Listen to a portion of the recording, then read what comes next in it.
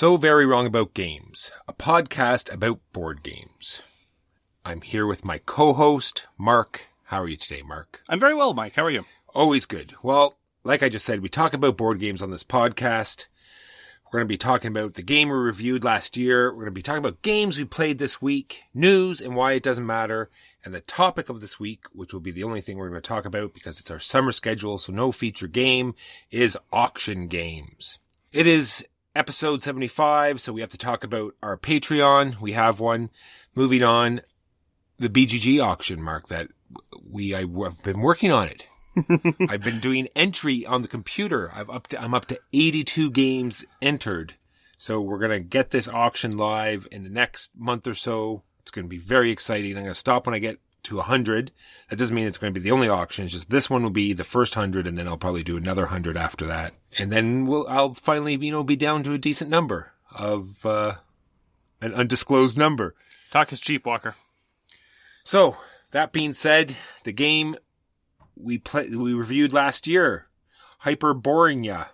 Well, strictly speaking, actually, it was our big, beautiful bag-building bonanza. We talked about Hyperborea, we talked about Asterion, we talked about Altiplano, the latter two being Reiner Stockhausen games. God, you didn't even say anything. There was an awesome line there. Hyperborea. Like, come on. I've learned hyper-boring. I've learned both for my benefit and for the benefit of our listeners not to engage. 95+% of the things you say are best ignored, so you can just move on. That took me all day, Mark. And get to something rational. I've been laughing on the inside since this morning. Okay. I thought you liked Hyperborea. I do. Yeah. but that's an awesome... Anyway.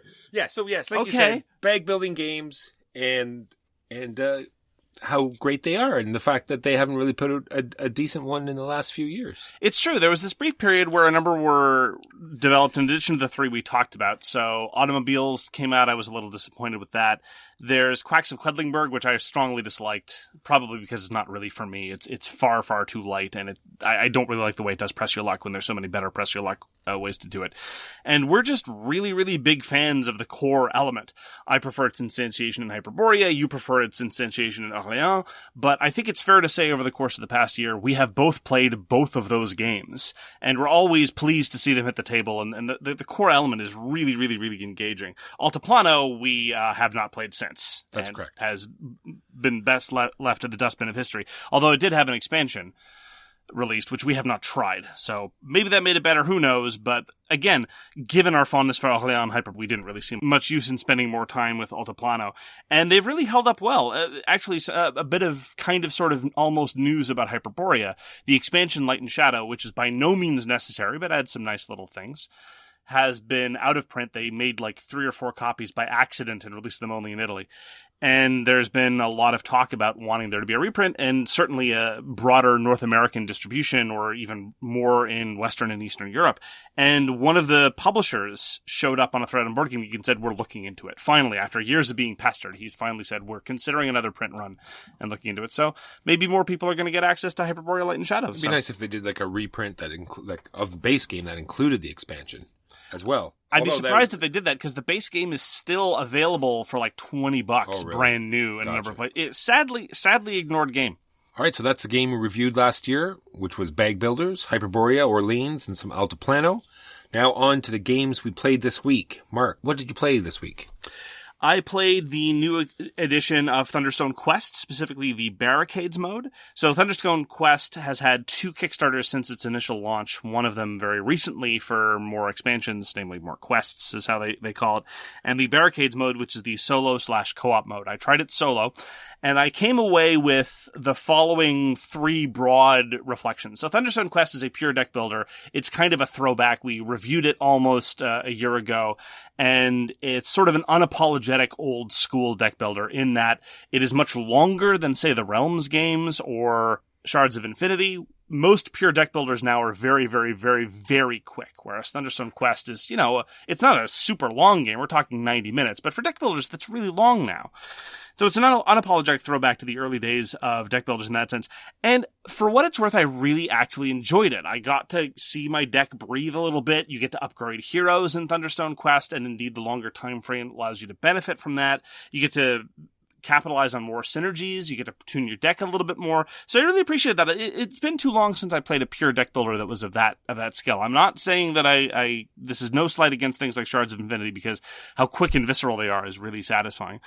But I really enjoyed that part of it. The second thing I'll comment is that Thunderstone Quest is now, unfortunately, definitely in the realm of too much bloat, because the base game was already in a massive box stuffed full of cards. And now with the Barricades expansion, it doesn't all fit in one box, and so now you have 2 massive boxes stuffed full of cards and or components. That is a serious, serious problem, because as you've commented, when it's more than one box, that's a serious issue. Yeah.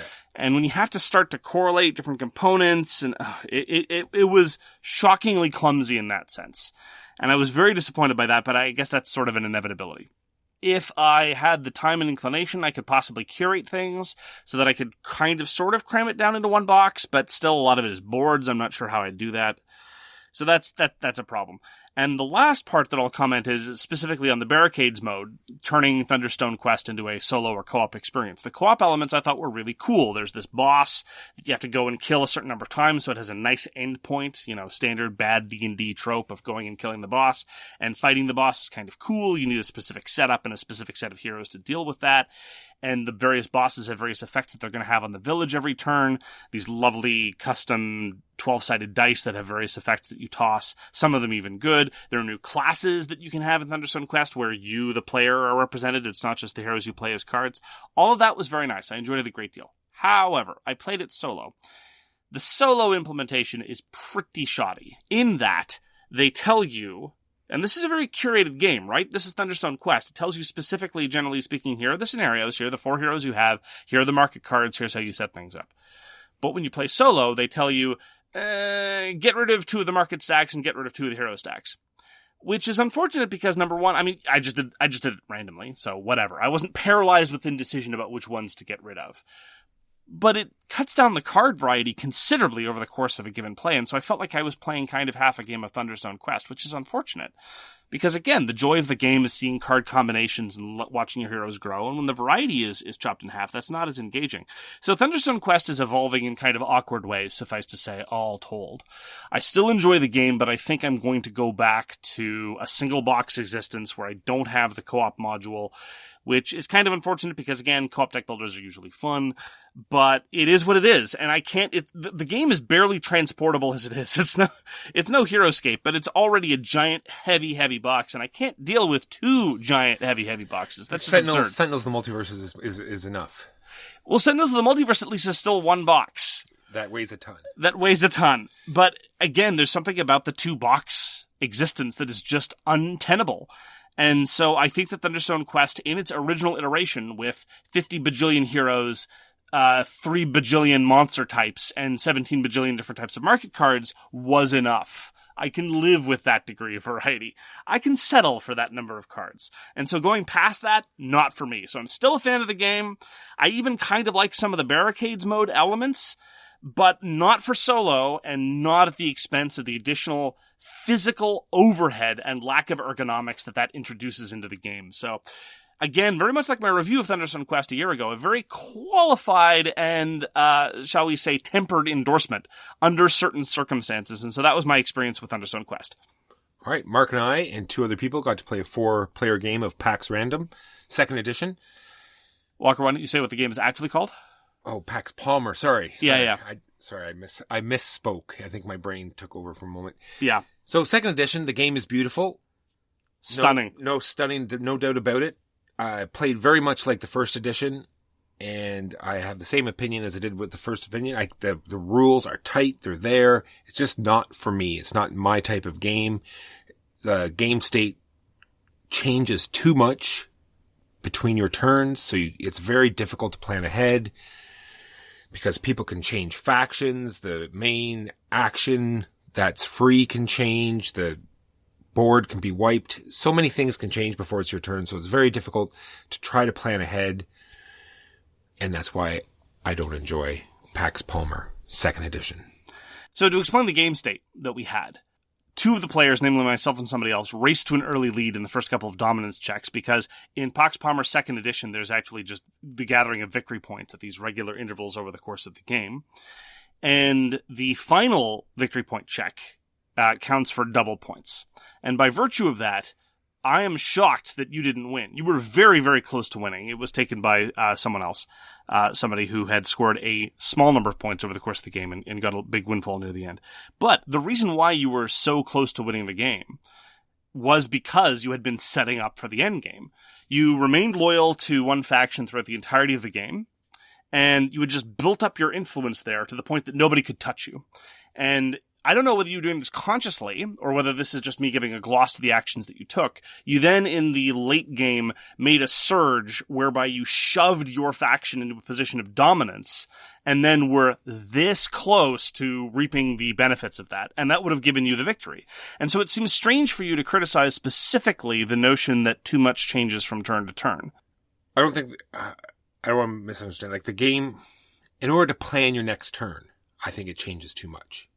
I see. Not the entire game changes. So that's fair. The fact that, it's impossible to plan, a long-term strategy, but to plan your very next turn is very difficult.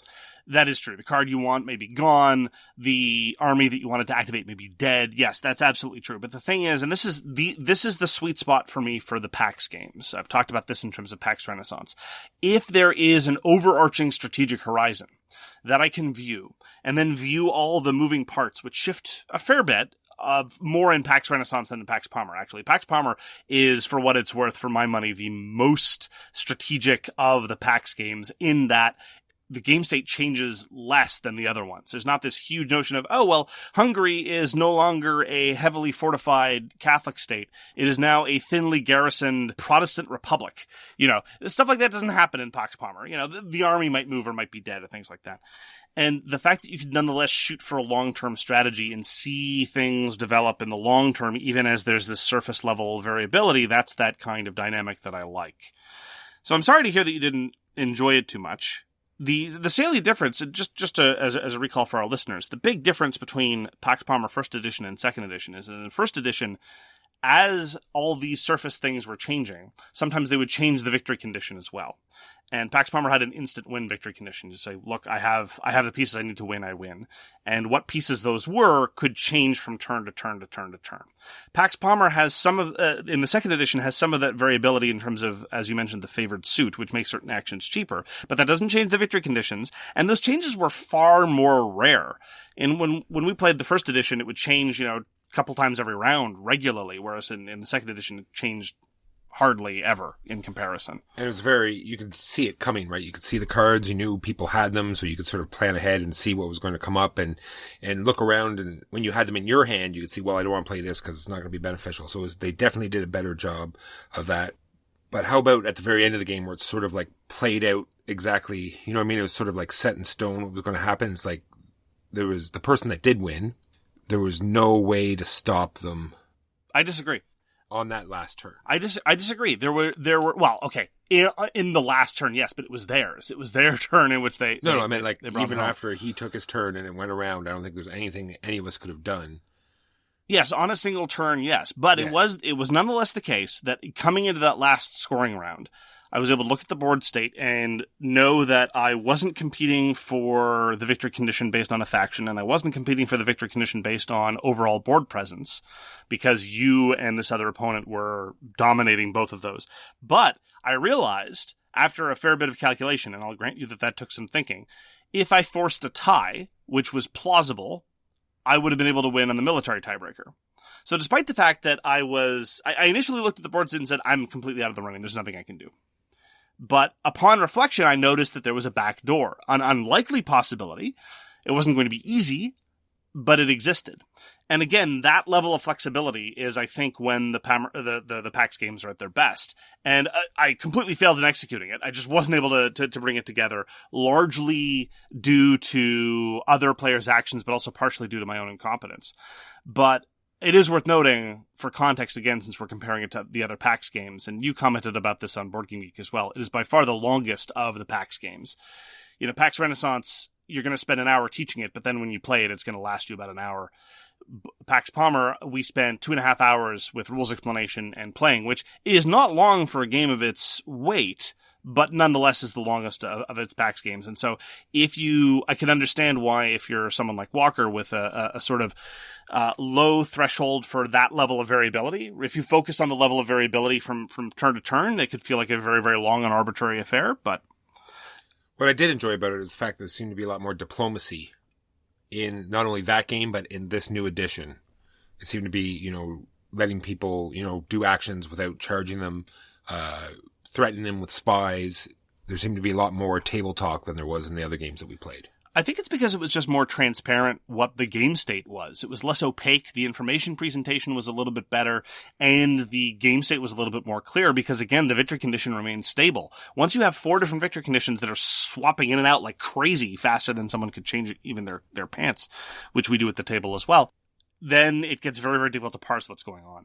Which, again, is why I found that when teaching PAX Renaissance, the only way I was able to get my own satisfaction out of the game, and the only way I was able to teach it clearly, is like you have a laser-like focus on the victory conditions. But before you send any messages in why we changed pants, it's a Canadian thing, so just don't worry about it. Yeah. I enjoyed it. I don't think it's going to eclipse PAX Renaissance as my favorite, but I will say, just in closing, about PAX Pamir 2nd Edition, it is now infinitely less racist because it does not have Phil Eklund's absurd rendition of history? Rendition is the word. In the first edition of Pax Pamir, there was this completely inexplicable pay into British colonialism, which was absurd because it's about British misadventures in Afghanistan. But Phil Eklund decided to say, you know what? The British were really too nice to the Indians, and the Indians are just ungrateful. And they really should have been thankful to the British for all the great things they did. It was grotesque in both its ignorance and its slant. So congratulations on Cole Wehrle from emancipating, no pun intended, your designs from that particular viewpoint. He may be a good publisher. You may even respect his design credentials, but oh dear Lord, I am always happy when one of his essays goes to die. And that is Pax Pamir 2nd Edition. Got to play Soul Last Days of a Star again. It's getting a lot of attention on Board Game Geek and Reddit. Some people are attributing that to our attention to the game. I thank you for your notion, but we don't matter. And so this is just a function of the quality of the game, and a number of other people who have wider audiences than ours have been singing its praises. So I had a couple of concerns after playing Saul Last Days of a Star the first time, and that is how much of this is just going to be a simple bootstrapping problem whereby it's kind of solvable because there's very, very little variability, and it's a function of building and exploiting an engine so as to get you, well, in this case it's called momentum, but it's victory points.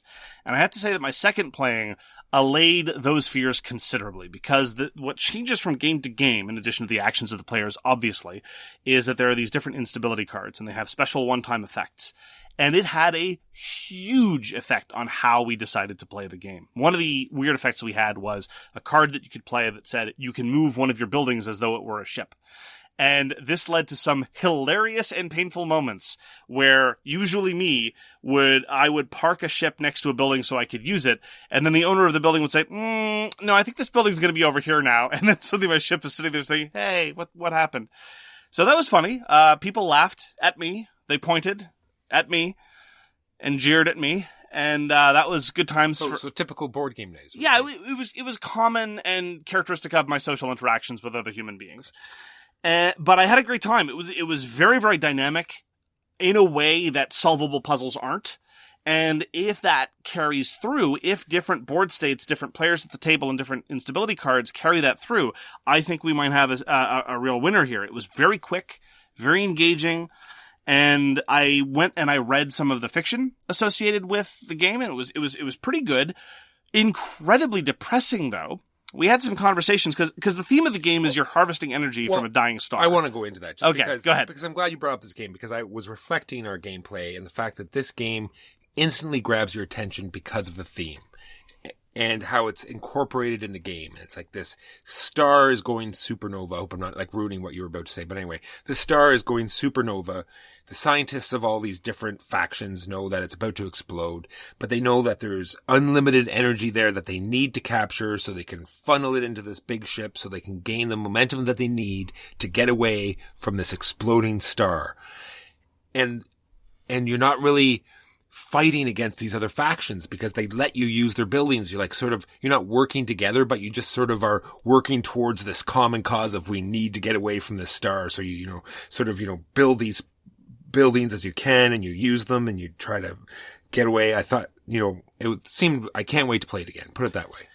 The thing that we talked about, though, in the context of the theme was one of the ways you gather energy is by sending your ships hurtling into the core of the sun. They're called sun divers, literally. And we started wondering, are these ships crewed? Are there people there? Because there's also a mothership that's going to be left behind, and it's definitely going to be incinerated. Oh, they're all crewed. All of them. Everything's crewed. The buildings are crewed, the ships are crewed, the mothership is crewed. And what's even more grim in the theming is that it really leans into the fact that the sun is going nova precisely because the factions before the start of the game were harvesting energy from the sun. And then they realize the sun's about to go nova, and they sit around saying, oh, well, I guess the only way we can escape is by finishing the job we started? And so it's just this terrible, grim realization that, well, we've messed everything up. Let's keep doing what we were doing. And it's visually arresting, it's thematically unique, and it's mechanically engaging. These are all the things you can ask for from a game as far as I'm concerned. And if it continues to be as dynamic and as variable in the good way based on the different effects, I'm definitely all in. A listener actually suggested that we try some of the thematically linked instability card effects. You can either randomize them or have sets that are themed together. And they look interesting, and I might give one of those a try. So probably more to follow, but that's been our further experiences with Saul Last Days of a Star. I played a mainstream game. I'm talking about it only because it's a game I played this week. This card game came out in 1964. It's based off a game called Spite and Malice. It's called Skip-Bo by Hazel Brown. I played Skip-Bo. Sorry, by Hazel Bowman. So, and it's a female designer. So there you go. So, and it's a very interesting card game where you have a deck of 30 cards and the top ones always face up and you're trying to, funnel them into these different piles. And guess what? It plays like a card game that was designed in 1964. There's no decision space there, but it's much like Sorry, where you can't even start a pile until you have a certain card. So the very, first 10 minutes of the game is just this cycling through the deck until someone finally gets one of the starting cards and then you can start doing things. It's like I actually had to go back to the rule book twice. It's like, this can't be actually happening. It's like, which is easily fixed. It's like, you start with 4 cards down and then just start going, like just pick 4 cards randomly, put them face up and start, counting up to 12 from there instead of this, crazy, because Sorry does the same thing. You can't move a guy out of your home base until you, get a Sorry card or a start card or something like that. And it's the same sort of thing. You're cycling through the deck until you finally get a guy out and then you start zipping him around the board. Very dated, but we had a ton of fun, and that's Skip-Bo. And it's at least better than Uno. That's something you can say about Skip-Bo. It's so true. It's better than Uno. On a related topic, I played Llama again, specifically my own instantiation, Wrath of the Appliances, Rise of the Killer Cameras. This is the Reiner Knizia card game nominated for the STJ this year. And we commented previously that there didn't seem to be much of a game, but we only played it with 3, and consensus is it's better with more. This time I played it with 6. It is definitely more of a game with 6. Not a whole lot of a game with 6, but it's definitely more of a game with 6. This is a game about knowing when to bow out, basically. You get a bonus for playing out all your cards, but if you're stuck with cards, that's negative points, and you don't want that. And with 6, the dynamics were much more pleasing, and you saw a lot more people struggling to make that risk-reward decision about when to go out.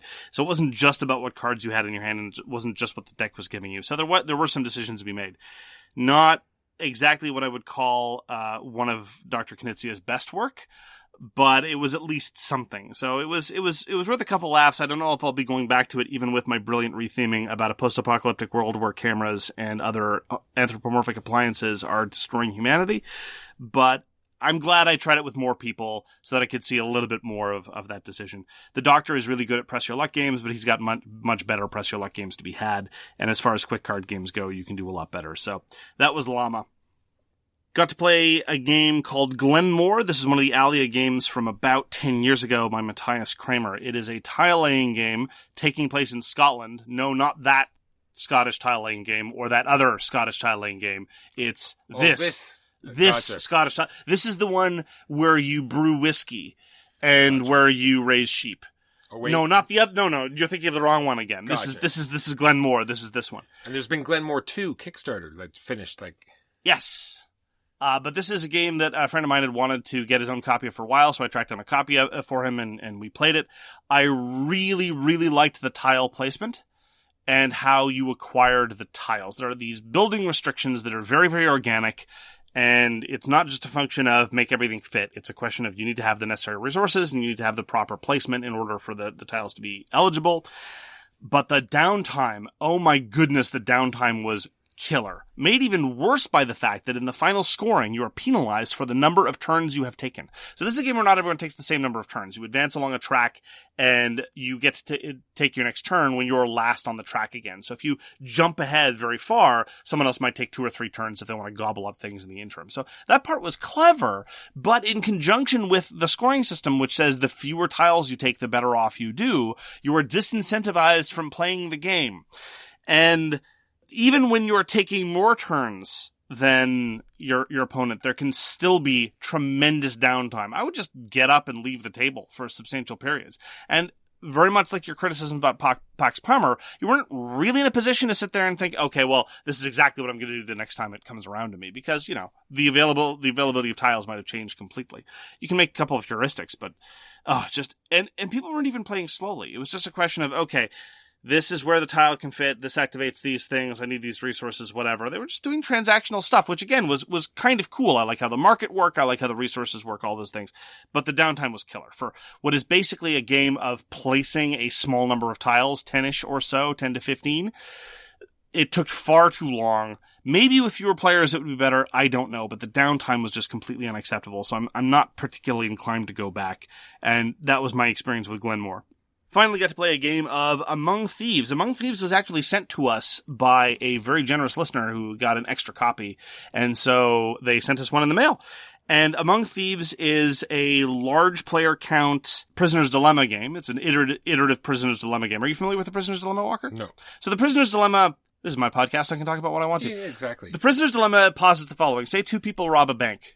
And then they're both arrested and they're put in separate rooms and they're not able to talk to each other. And they're both presented with the following. The cops say, okay, look, if you confess and you implicate your partner, you'll walk and they'll get 10 years. But we're giving the same deal to them, so you'd better act fast. Then the question is, well, what happens if we both confess and try to cooperate? Well, if you both confess and try to cooperate, you'll both get 8 years because at that point we have lots and lots of evidence against you. And then the question is, well, what if we both shut up? What if nobody talks? Well, then we've got you on a lesser weapons charge. We'll give you 3 years each. Now, game theory points out that in this matrix, the best possible result is for both parties to shut up. Because at that point, the total amount of years suffered is 6, right? That's right. The problem is, in a context where you can't communicate with the other person and there's no trust, what tends to happen is you say, well, the best case scenario for me is for me to walk. And I walk by confessing.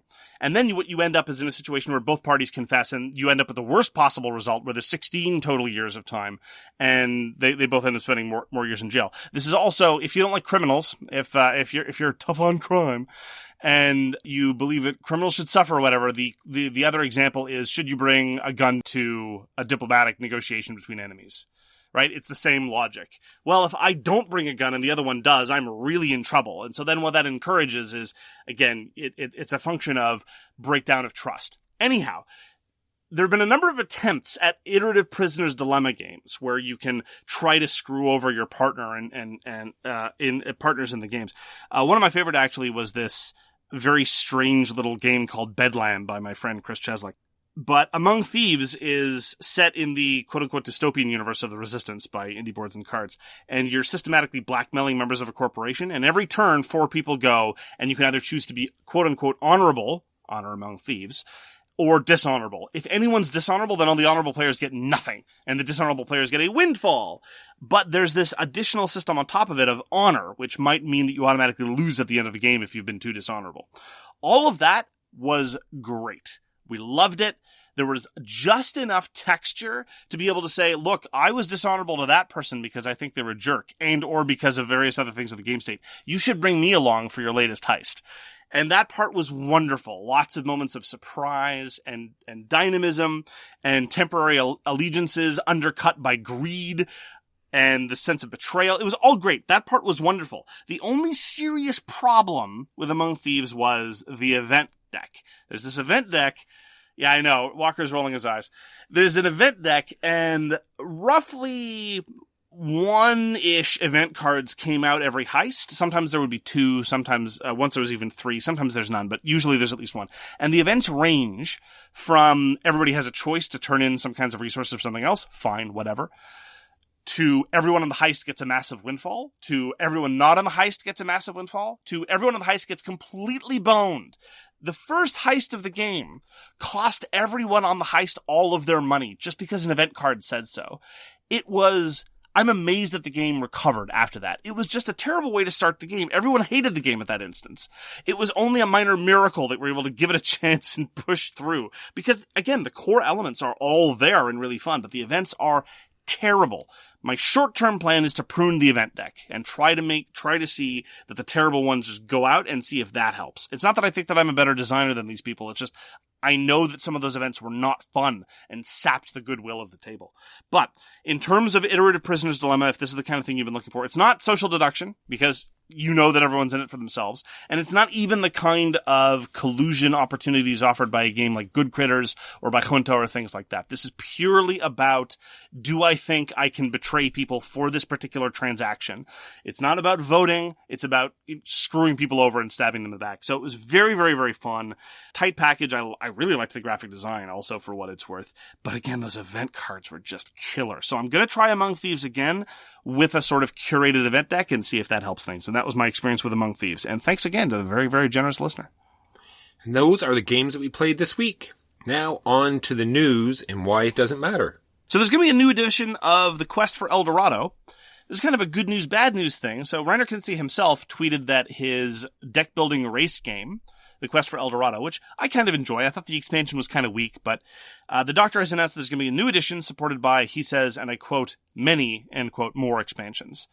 The problem is, the new edition is going to be with cards completely incompatible with the old edition. So now there's the inevitable question, will the new expansions be released also in a format compatible with the old version? Who knows? Probably not.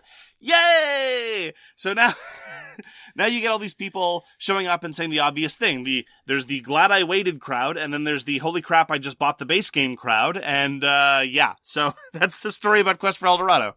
My one bit of news is Pacific Rim. It's a great movie. It had a Kickstarter a while ago. It was a movie by Riverhorse, and now it's available for pre-order. If you want to try yet another giant monsters attacking giant robots, or two giant robots attacking each other in a little city destroying buildings type game, maybe this could be the one. Is it a co-op? Is it multiplayer competitive? Oh, it's all of those things and more. Oh darn, one of those. We're still waiting for that multiplayer free-for-all that really does it well. Brief update on tariff news. We talked briefly about the possibility of tariffs being slapped on board games being produced in China. So there were a number of excellent articles written about it from industry insiders like Mike Selinker and the people at Wehrelegig, talking about how this would impact their production schedules. But now the tariffs have been delayed. So according to the Wall Street Journal, has been talking about how specifically the Category 4 goods, there's no timetable on when they're going to be impacted, so we can breathe a sigh of relief. We've at least gotten a reprieve. And according to Gizmodo, they might not ever happen at all. So we'll see what happens. So good news there. There's been some updates on the topic of Reiner Knizia. This is a very Knizia heavy episode, which is good. We haven't talked about... Exactly. I'd never heard of him before, so this is very interesting to me. Yeah. He's going to be publishing a tile-laying game, and Knizia... No way. Yeah, I know. Called Babylonia, and the rules were recently released, and I have to say it looks very, very interesting. So the last major tile-laying game he published was Blue Lagoon, which we both absolutely adore. Babylonia looks to have some minor similarities to his earlier game Samurai, which itself was brilliant, notion of surrounding things so as to claim control of them. But this also has a notion of scoring based on chains. And so if you have a massive chain of things, you can score for every element in that chain, very much like his game Ingenious or a lot of other tile-laying games. So I'm very much looking forward to it. Details have been slow to come out, but now we have the rules and we can at least see how it plays in theory. But this is one of those things where the proof of the pudding is going to be in the eating, and so I'm very much looking forward to giving it a try and seeing if it's any good. Finally, a game that's on Kickstarter for another couple days now, and I'm very conflicted about this. It's called Principal Dilemma. Principal with P-L-E. As some of you may remember, I used to be an ethicist. I taught moral philosophy for about 10 years. And this is a party game about moral philosophy. You draw a dilemma that offers you one of two choices, and you read aloud, and then you explain your reasoning about why you would pick one of those things, and everyone gets to play a card altering the contours of the thought experiment, and then see if they can get you to change your mind. The only example that we have, because again, this is one of those things where it really depends on what's on the cards. The only example that we have is a demo on the Kickstarter page about the trolley problem. And I've already subjected you to the prisoner's dilemma, so I'm not going to subject you to the trolley problem. But the trolley problem by now is perhaps the only well-known hypothetical in moral philosophy. And I think it's largely misunderstood, but let's set that aside. And Quickly. Yeah, exactly. Very quickly. And I'm somewhat conflicted because I genuinely think that this is a kind of game that I would kill the fun completely, because when I would read a card, professional ethicists, as a general rule, tend to have very strange or absent moral intuitions. Not that they're amoral people, it's that the theory has kind of overtaken their feelings. A lot of people judge ethics based on feelings, based on some sort of hunch or gut feeling. But if you've been studying it all your life, you instead just have systematic understandings of these things. And so I don't think I'd be very fun if I play Principal Dilemma, but by the same token, I can't imagine that it's necessarily good for a mass audience. Like, who wants to... I love talking about ethics. I was about to say, I love talking about that kind of thing, so I'm saying I'm greatly looking forward to this. I'm very interested in this game now. See, I think the only way I could enjoy it is watching other people play, and I wish I could engage with it. I've actually had the similar problems with linguists playing word games. Some linguists ruin word games, for what it's worth. So that's Principal Dilemma. I can see why it might be hard for you to play it, seeing as, you have to get down off that pedestal. And that is the news and why it doesn't matter. Now on to the topic of the week, which is auction games. All sorts of auction games, Mark. All sorts of different ways to use the auction mechanism. Can we start with a particular kind of use of auction? And this is introducing auctions into games that don't have auctions, usually to solve perceived problems, like bidding for turn order, bidding for initial setup, things like that. Gotcha. And there's a lot of them. I have a few that, have that just thrown in. Sure. Baked into the design or introduced ex post facto? Baked into the design. Yeah, when it's baked into the design, it can often be good, but there's a certain tendency amongst some people, and I completely respect this. Whenever someone says, look, this faction's unbalanced, the starting position's unbalanced, what have you, there are some people like, yeah, just bid for turn order, bid for starting turn order, that's fine. I don't like doing that. Partially because it feels like I'm grafting on a system to a game that doesn't want it, and also partially because it seems like a tacit admission that the game doesn't work as published, and that just makes me feel uneasy. I realize it's irrational. These are irrational concerns.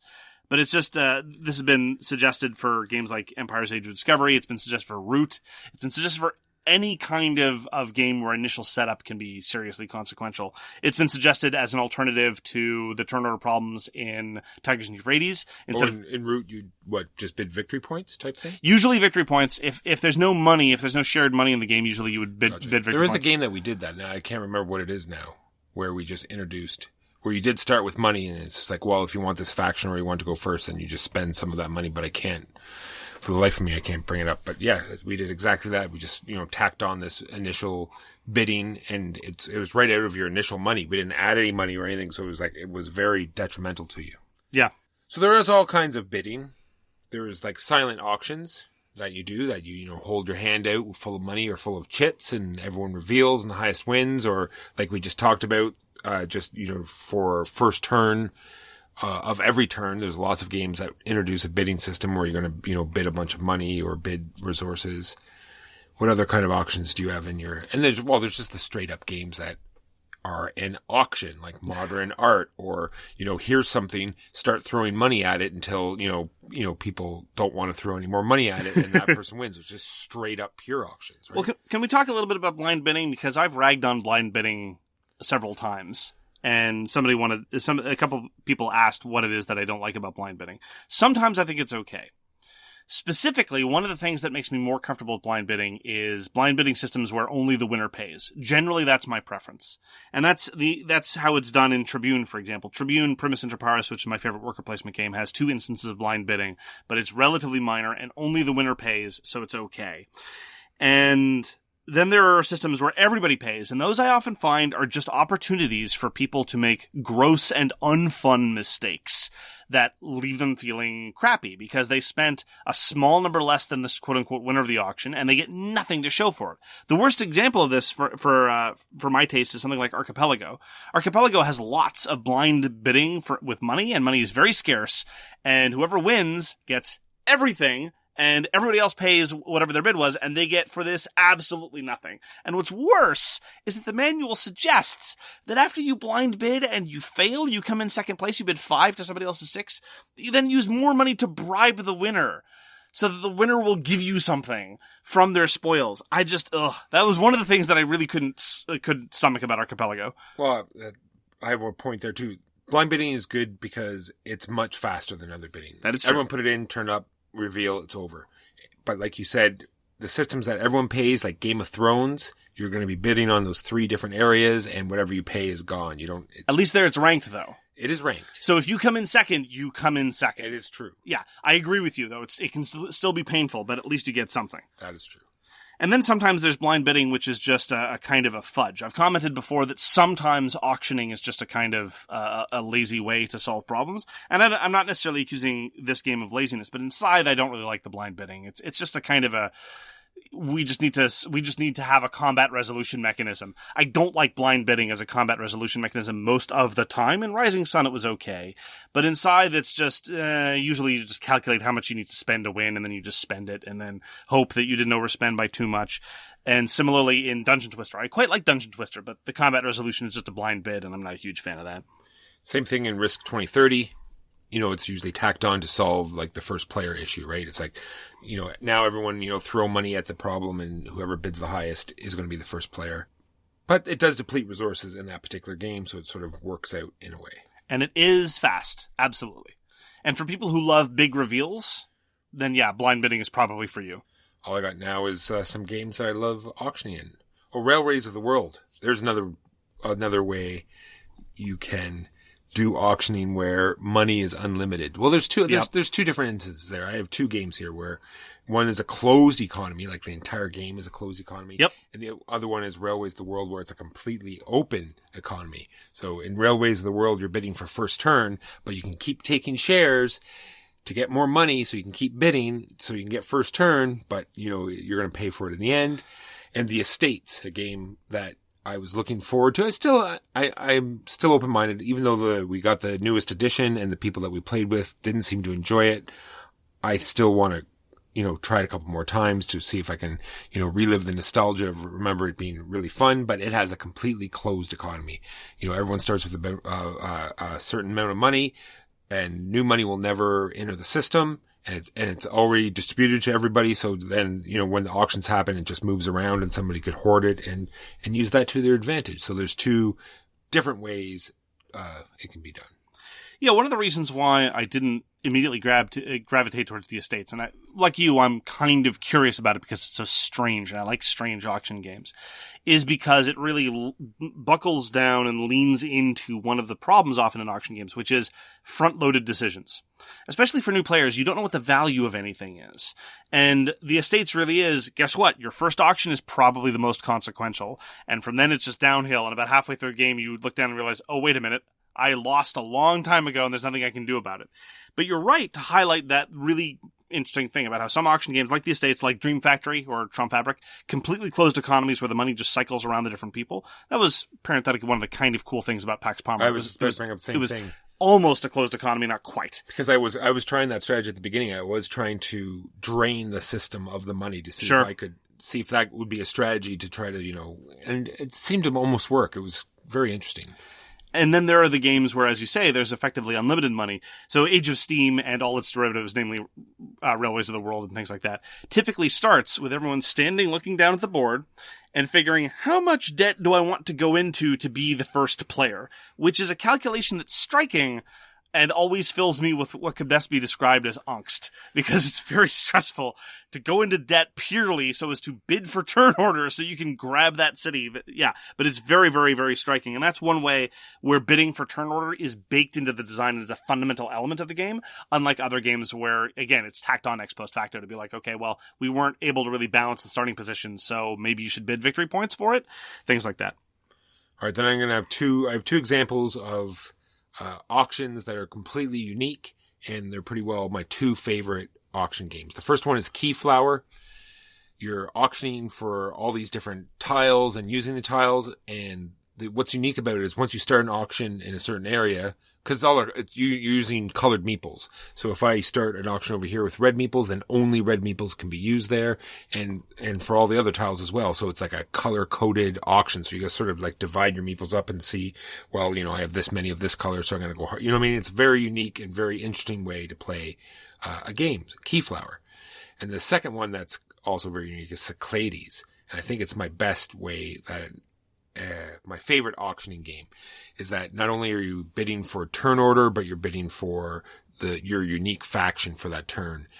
And it does take a huge part of the game up, unfortunately, but it's still very interesting because if you outbid someone, then if you are outbid, you must bid again immediately, but you cannot bid on the same faction or god, right? You have to move somewhere else. And then it comes around to you and it keeps going back and forth until, all the levels are going up and where everyone says, okay, well, that's enough. We're spending enough money this turn. I'm good where I am. And I really love Cyclades for that particular part of the game. Well, it is an auction game. It's not, it's not a minor part of a game, but it's a dudes on a map game married to an auction system. So it's fundamental design. The same thing happens in Amun-Re. When you're outbid, you have to go somewhere else. And so you have to be very, very careful about how you bid because, you can up your bid later, but it can't be for the same thing. And you might be in trouble as a result. One of my favorite novel uses of auctions is also Keyflower primarily because of the tempo of it, because it's a worker placement game and an auction game, and the auctions and the worker placement are happening at the same time. You're auctioning off the things you're placing workers on, and you're putting workers on things that other people have bid on, and it's this fabulous little element of interleaving.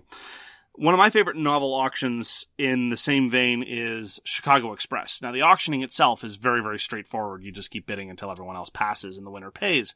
But when auctions start is entirely under the control of the players. Here you are building track in this relatively straightforward railroad game. You're trying to connect routes.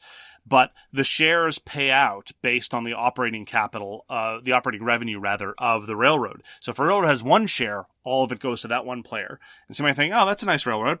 Be a shame if somebody offered up a share for auction, and you can just do that as their action. Suddenly, their shares are worth half as much, and you have to wonder: do I need to buy this other share too, or do I let it go somewhere else and let my revenue slip in half? Do I send good money after bad?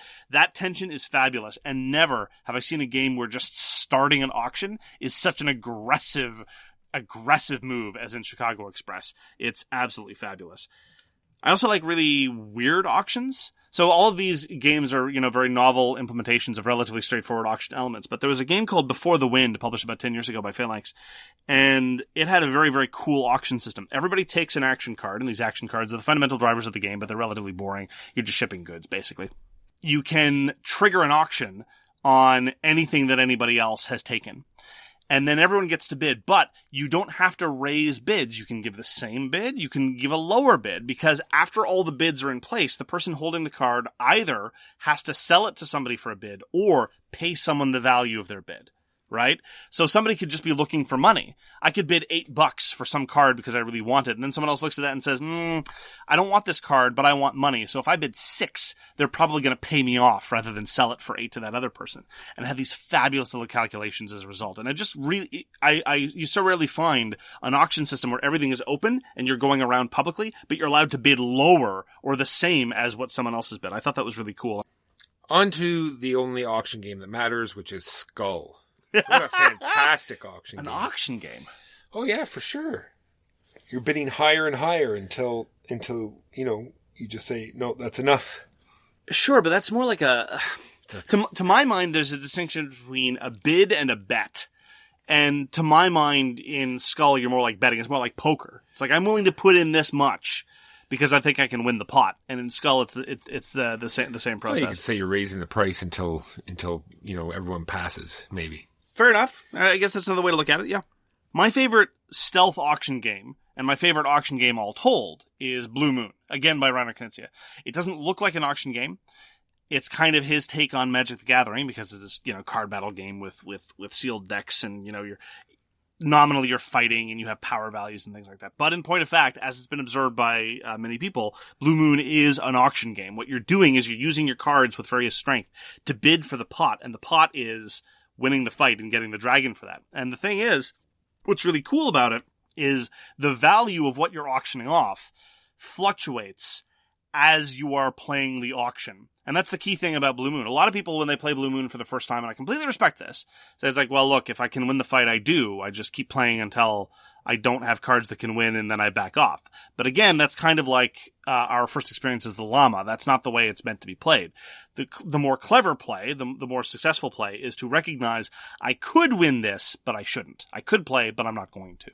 And that interfaces with how the dragons work. When you're winning fights in Blue Moon, you're winning dragons. You win one fight you win one dragon for winning a fight unless you have 6 or more cards that you've already played, in which case you win 2. And so it's very, very, very important to figure, well, should I win this fight early? Should I string this person along? Again, kind of sort of like poker.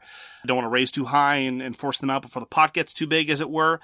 And then there's a lot of strategy about, well, I'm going to lose the fight, but before I lose the fight, I'm going to strip them of that one card, so they only win the one dragon with 5 cards rather than 2 with 6. Anyway, it's one of my favorite games, and it's a 2-player auction game, which is a minor miracle.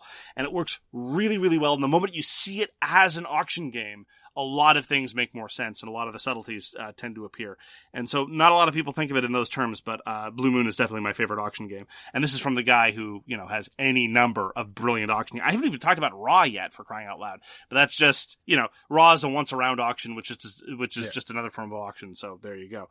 The problem with once-around auctions, so let's talk about once-around auctions, is turn order can be a huge, huge, huge problem.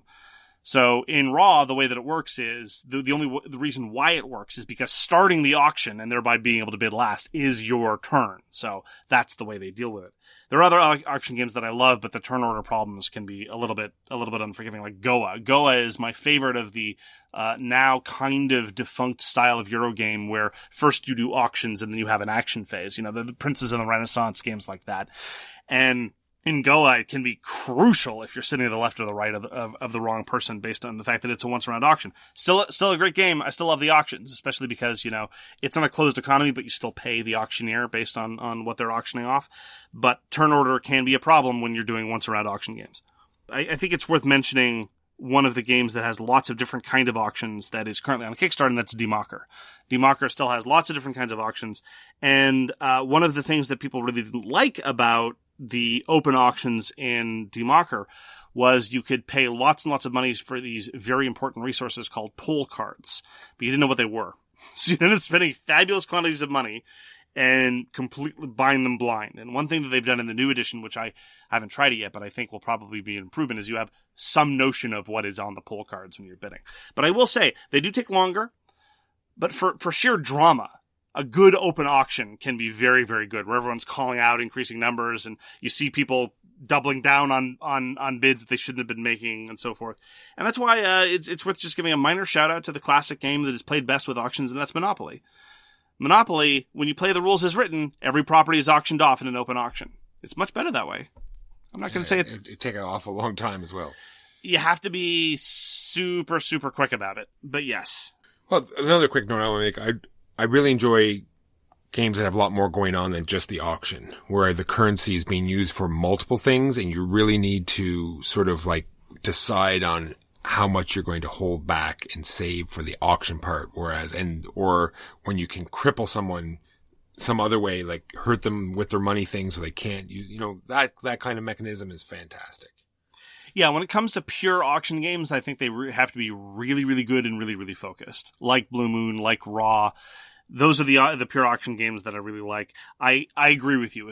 If an auction element is well integrated to the rest of the game, Cyclades I find interesting but don't enjoy playing. But things like Goa, things like Democker, things of that ilk, I definitely agree that it can really elevate a game, especially if it's not just a tacked on way to distribute the resources, but a core element of the other systems. The Stephenson's rocket, when you... Yeah, those are auctions, yeah. Yeah, little mini auctions, right? Every time you want to move, yeah. Yeah. That's a good part, too. It's true. I agree. Stevenson's rocket is a good example. So that's going to do it for this week for So Very Wrong About Games. Thanks very much for joining us. If you'd like to get in touch with us, you can reach Walker via his email, justrolledadice@gmail.com. That's justrolledadice@gmail.com. You can reach me, Mark Bigney, on Twitter, @TheGamesYouLike. For more public discussion, you can find the So Very Wrong About Games Facebook page, or you can check out our Board Game Geek Guild, which is guild number 3236, and you can find us on Patreon. We read everything you send us, and we'll get back to you if we can. Thanks again for tuning in, and we hope to see you again soon. Peace! You've been listening to So Very Wrong About Games, produced by Michael Walker and edited by Mark Bigney. Special thanks goes to What Does It Eat for generously allowing us to use their most excellent song, FOS, as our theme. You can find them at whatdoesiteat.com. You can reach us by email at soverywrongaboutgames@gmail.com or on Twitter @SoWrongGames. Thanks very much, see you next time, and always, try to be right, but remember you are so very wrong.